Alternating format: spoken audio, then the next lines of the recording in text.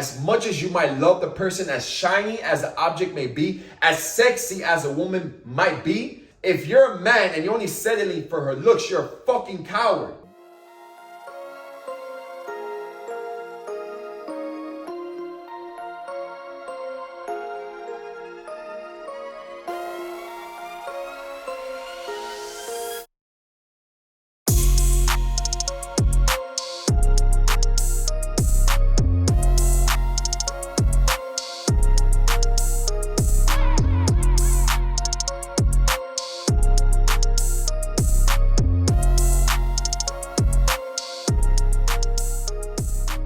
Gangsters Winning Secrets, series number 3. And this series is going to be titled ROI of Life. And it's not return of investment in a monetarily form, but just return on investment in positivity, support, etc., etc., etc. So the first episode is going to be speaking of what was my return of investment on my past relationships.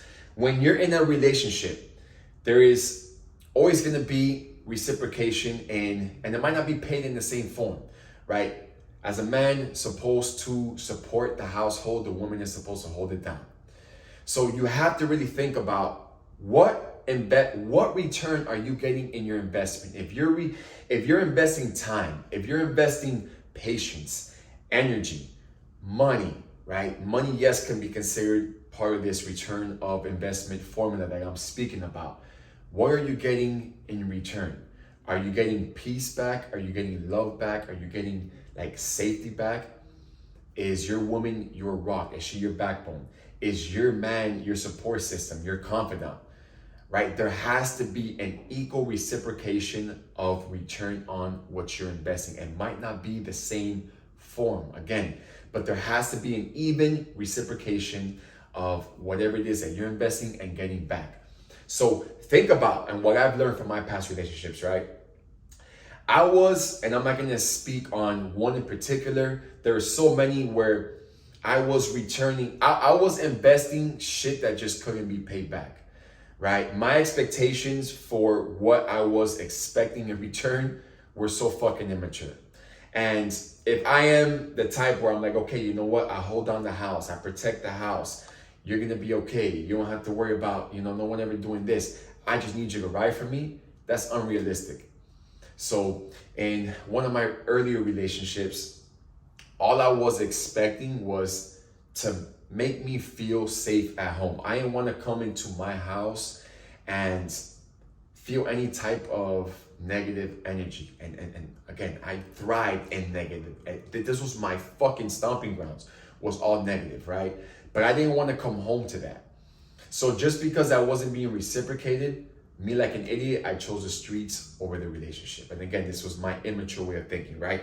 Another relationship where I just felt like I was putting the whole ride or die, Bonnie and Clyde type vibe into the relationship. I wasn't getting that back. So what did I do? I stepped out in a relationship. I found that somewhere else. Again, the wrong thing to do. But that was my mentality. That's probably some of your mentality in one way, shape, or form, right? And just using the example of me and one of the mothers of my children, when I fully transitioned into this life where I now realize, okay, you know what? I can't come into this relationship or any new relationship thinking that, or having that fiction or fairy tale approach to thinking, okay, this ride or die shit, it just doesn't work.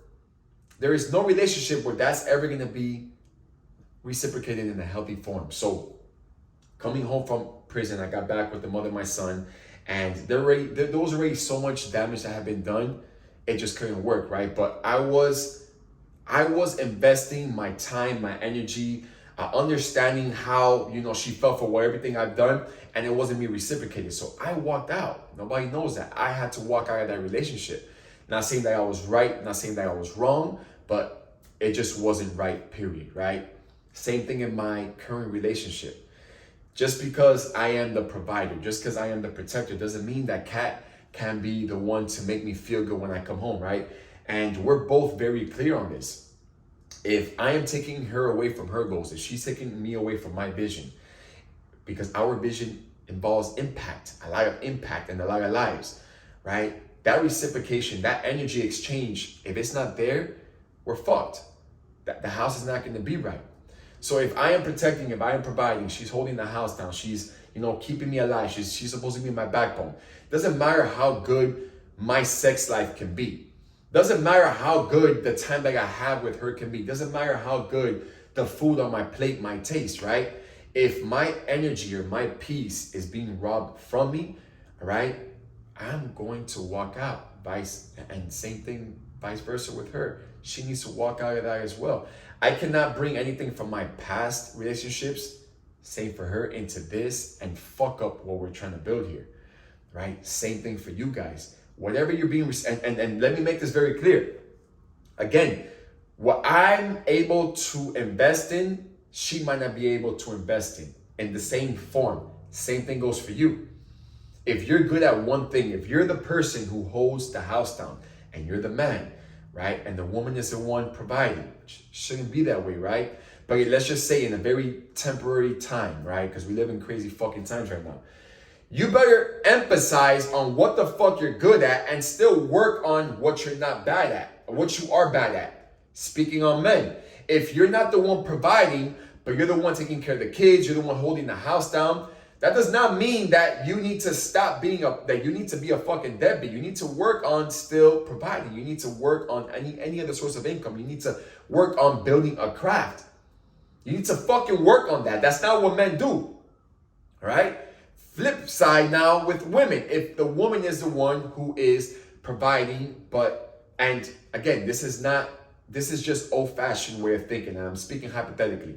If the woman is the one providing and she's not holding down the house at all, she thinks that, okay, because I'm providing, I don't have to hold the house down. You're fucking wrong. You still need to work on holding the house down, but you need to emphasize what you're really bringing to the table, what you're really investing into this relationship. You understand? So think of everything that you approach, any situation that you approach. What is your return of investment? What are you investing? Number one, what are you investing? Is it time? Is it energy? Is it knowledge? Is it experience? Is it connections? Is it network? Right? Whether it be business, whether it be friendship, whatever it is, right? And I'm going to speak on friendships next. And how is that being reciprocated? Is it still being reciprocated at the same level, with the same amount? And that might be hard to measure. But if you know that that other person is giving it your all, giving it their all, and so are you, then it's being reciprocated. Right? Take this fucking formula. It's so powerful. When you approach anything, again, business, relationship, friendships, if you're starting to get to know this acquaintance at the gym or at work, and you know damn well that you have so much more wisdom over him, and you're like, damn, you know what? The guy has a good heart. The girl has a good heart. Whatever it is, right? And the person is just dismissing everything you're trying to, help them with, and it's bringing you fucking stress, and you just don't need that shit. You need to cut them the fuck off. You need to cut those people the fuck off. Why? Because, and as selfish or as cutthroat as this may sound, this might even be people in your family. As selfish and as cutthroat as this shit sounds, all right, as much as you might love the person, as shiny as the object may be, as sexy as a woman might be, right? If you're a man and you're only settling for her looks, you're a fucking coward. You're a fucking coward, and you're not willing to work on helping her do more than just provide her looks. Because if her looks is the only thing she's reciprocating, you're providing, you're protecting her, and she's stressing you the fuck out, you're a real bitch of a man.